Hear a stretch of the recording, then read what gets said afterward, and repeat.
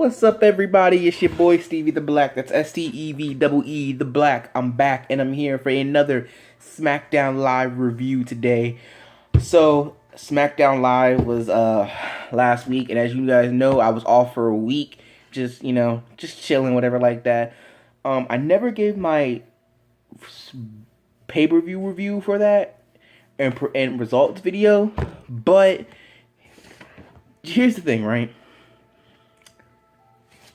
I'm obviously the match of the night for me that night was Ziggler and The Miz, because that match was just awesome. The way they went back and forth, it was great. But for me, it's strange because they were booing Dean Ambrose because they wanted AJ Styles to win. And I'm talking about the WWE Universe. And here's the thing. And they were booing Ambrose last week, too, when he dirty deeds John Cena. It's like they're starting to reject Dean Ambrose. When he was in the Shield, nobody didn't like him then. Like, they liked Roman, they liked Seth, but they didn't like Ambrose all that much. And then, after the Shield broke up, Ambrose was one of the most beloved people in the WWE. And so close, so many times becoming WWE World Champion, but he could never get it done. And then when he finally did, it was an awesome moment, winning Money in the Bank and everything like that. And it's just like now, it's like they're booing him. Why? And maybe it's because ever since he's been on SmackDown, they haven't been booking him right. They've just been booking him as a tweener. Not a tweener, a babyface. And really, that's not Ambrose. Ambrose is not a babyface. Ambrose is a Randy Orton, Stone Cold kind of person. And what I mean by that is, if it doesn't matter if you're babyface or you're heel, if you get in my way, I will hurt you. So what I mean by that is, to Randy, he'll RKO John Cena if John Cena gets in his way. And even though The Rock and Stone Cold may be on the same side or share the same opinion, if The Rock gets in his way, Stone Cold's going to give him a stunner. So face, heel, it doesn't matter. You do what you do. If you get it. If you get in my way, and that's Ambrose's thing, and that's what Ambrose did last week. And people didn't like that, but people liked John Cena, what he had to say, and everything like that, and I did too as well. But so let's go ahead. That's just my opinion. I do believe again that Ambrose should have had a 100-day reign plus, but that's just me. I'm happy for AJ. I like AJ Styles, so it is what it is. And you know what? I believe that he can probably go all the way to Mania as WWE World Champion. I truly believe that. Alright, so here we go. SmackDown review. Here we go. Alright, so SmackDown Live opens up with the contract signing between Becky Lynch and Alexa Bliss. And for what it was, obviously you knew there was going to be something to break up, because that's always what happens at these type of things. You knew that was going to happen, and it happened. Becky Lynch and Alexa Bliss got into a war of words. Bliss slapped threw the book at her face and threw a table on her and got away. Becky got a few couple of hits in. It was good for what it was, Alexa, I'm really looking forward to the match. I believe it was right for Alexa to win and become #1 contender. Right call there. And Becky Lynch to see if she is a one-hit wonder or if she's the real deal. So, it's obvious where it's going, and I can't wait and I'm looking forward to the match. So I gave it a B. Excuse me. Next, we have American Alpha returning, taking on the Usos, and the winner of that match will be taking on Rhino and Heath Slater at No Mercy for the WWE Tag Team Championships. And it was a great match. I gave it a B, but the Usos ended up winning. Here's the thing, though, right? The match was great. Obviously, the Usos are the heels. They're going after the leg, and when his partner, I can't remember his name right now, Jordan something, he was going for the tag, and Gable's knee went out. He was like, my knee. He saw that he was hurting. He was like, bro, I can't put you in the match, bro, because, then it'll jeopardize us, I'm going to finish the match. And Gable was like, no, don't do it. And, obviously it was great. It was admirable. That's his friend. If that was my friend, I wouldn't put him in the match, so I totally get where he's coming from. But because of that, it was 2-1, and the Usos are now the #1 contenders, and pretty much we can all guess that the Usos will win, so the feud with American Alpha can continue. I don't know if they'll take the titles right off of them after they win it, but I doubt it. So there we go. But for the match, it was great for what it was, so I gave it a B. Next, we had Apollo Crews taking on Baron Corbin in a rematch, and I gave it a C because Apollo Crews, he came out strong. He was beating on Corbin. He was getting on him good, but one slip up and Corbin turned it around, and then eventually hit End of Days. Swagger is on SmackDown Live now, and I guess it looks like those two are about to get into a feud. But here's the thing. I know that Baron Corbin will be turning heel. It's because he has no character. We don't know anything about him. All he does is flip. He didn't do much flipping. He was just doing moves and everything like that. But power moves and fists and punching in the face and everything like that. But yeah, I mean, I can hear him coming back and saying, you know, I'm tired of smiling, I'm tired of flipping and dancing for you people. It didn't get me nowhere. You people didn't know anything about me, but now you're gonna know the real Apollo Crews. And they're gonna, pretty soon, I bet you they're gonna drop the Apollo Crews name and just call him Apollo. They might even just call him Crews. Who knows? Because, you know, everybody, when they come in from NXT, they, for whatever reason, they always change their name sometimes. Adrian Neville, that's his name with NXT, but then he came up as Neville. Alexander Rusev, but then they just changed his name to Rusev. So, I mean, it's always happens before. So, anyway, but I thought that was great for what it was. It was alright for what it was, so I gave it a C. So, next we have match of the night. Again, The Miz versus Dolph Ziggler. Again, great match. Maurice tried to spray hairspray or water, whatever, in Dolph's eyes again, but she got caught, got sent to the back. Ziggler hit this like amazing zigzag, and I thought it was it, but it wasn't. And then Miz was able to do the same thing. The Miz sprayed in his eyes and go for the cover. 1, 2, 3. And I'm telling you right now, you heard it here first. There's going to be one last rematch between Dolph Ziggler and the Miz. And I heard it was going to be a steel cage match, but you heard it from me first, okay? Just to let you know, you heard it from me first. It's going to be a steel cage match. That's what I'm hearing now. And if it is, it'll be great. So that way, obviously, Maurice can't get involved. But the thing is, though, and Miz can't find some way to cheat. But the thing is, though, you can still slip something inside the steel cage. But, you know, I don't think they'll do that. I think Miz, they'll put on another great match. But I think Miz will just come out with a win. And then here's where we're going with this. I can see, after this loss, as diluted as the roster is for SmackDown Live, they've been beating Raw non-stop. Ever since this brand split has happened, they have been beating Raw.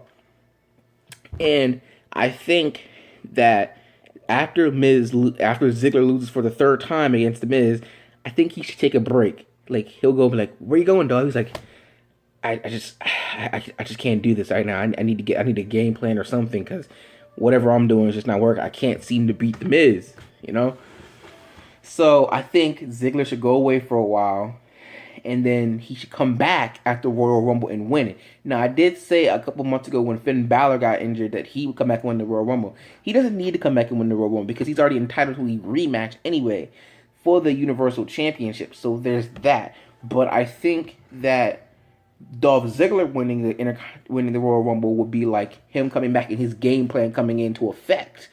Plus, it'll make people to go to SmackDown Live. Plus, we're beating them anyway. But still. So, Raw would be, Ziggler would win the Rumble. He would come back. He said, "I'm a new Dolph Ziggler now, you know. No more dancing, no more showing off. Not heel turn, but a more serious Dolph. A more focused Dolph." So, everyone who's been beating him in these past couple of weeks, he faces them week after week, except the champion, AJ Styles. We keep AJ Styles away from him because he, I believe, like I said, will be champion until WrestleMania. He can do that. But if you have him face The Miz and beat him, have him face Cena, beat him, have him face Ambrose and beat him, have him face Swagger, beat him, maybe Orton, beat him, maybe, what do you call it? Maybe Bray Wyatt, have him beat all these guys and have Dolph Ziggler get on a roll. We can build up his momentum for WrestleMania, and then WrestleMania, I'm telling you right now, they could have the match of the night. I remember how hyped up we were for WrestleMania 32 when Dolph Ziggler versus Daniel Bryan. They were putting on great matches. Now imagine what he can do with AJ Styles. When he had that match a couple weeks ago, him on SmackDown Live for the #1 contendership for the WWE Championship, they had the match of the night. Now don't tell me they can't do that at WrestleMania at a more extended level and a better level. And I'm telling you, Dolph Ziggler wins, becomes a 3-time WWE World Champion, and he gets his WrestleMania not main event. Well, he gets his WrestleMania main event, and he gets to be a main eventer finally. He's kind of like Cesaro. He's SmackDown Cesaro because Cesaro puts on great matches, but he isn't getting pushed. Dolph Ziggler puts on these great matches, but he isn't getting pushed. Yes, he's been doing great matches. He's been putting on great matches, excellent, all this time since he's been on SmackDown Live. And he's had championship opportunity. It just hasn't felt right.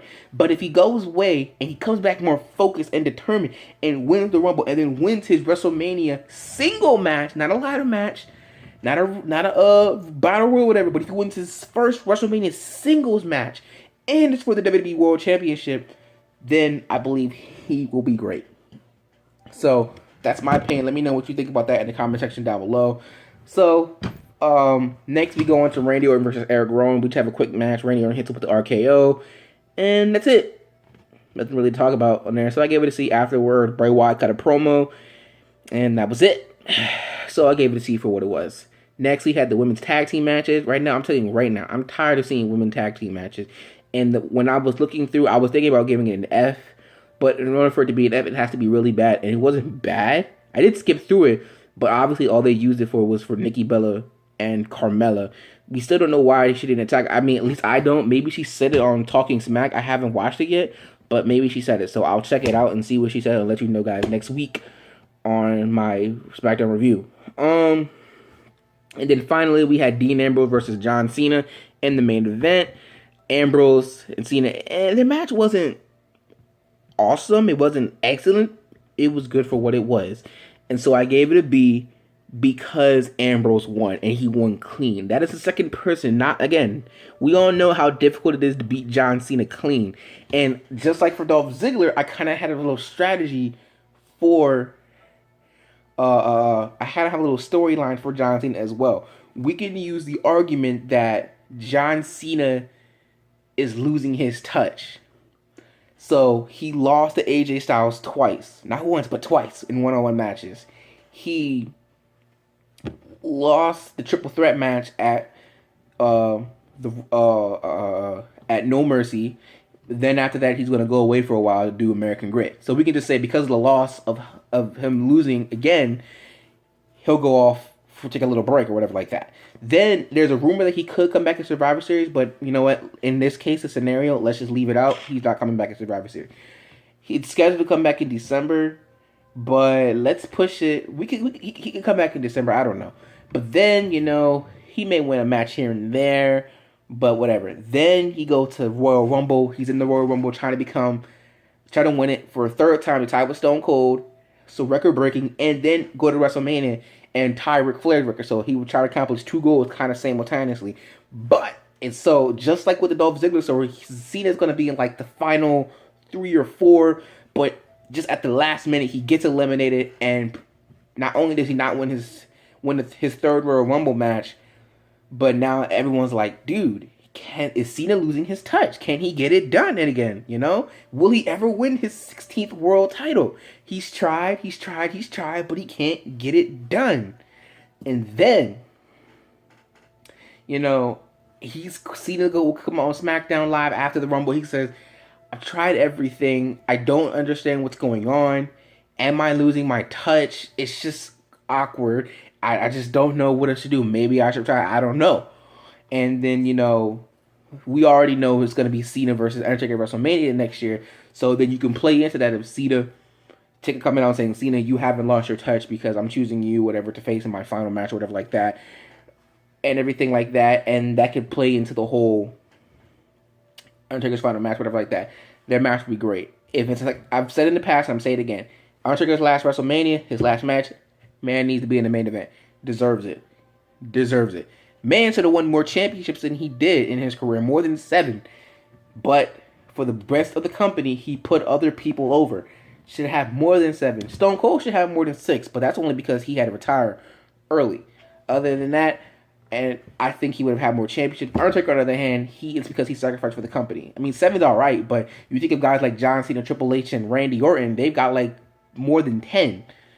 So, I mean, I'm just saying. But, yeah, you can kind of play something like that. I haven't got the whole thing figured out yet, but still, something like that, where Cena's thinking he's losing his touch, and then, you know, He could come in and face the Undertaker at WrestleMania. Could beat him, could not. Who knows? I don't know. But back to the whole Cena Ambrose thing. So Ambrose beats him.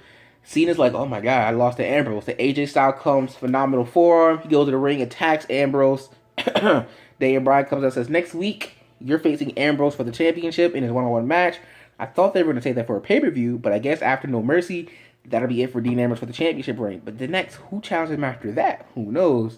After that, Dean Ambrose puts him in dirty deeds. You already know right now, Ambrose is not winning the title back. AJ is going to be champion for a long time. And again, you heard it here first, he's holding it till Mania. He's holding it till Mania.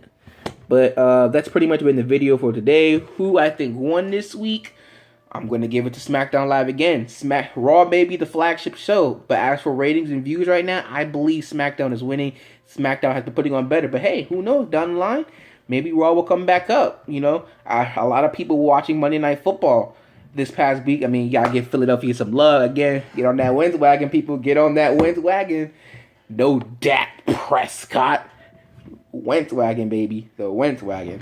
Anyway, that's been the video for today. Come back Friday for my pay-per-view review. And if you're not down with that, I've just got 2 words for you. Peace out.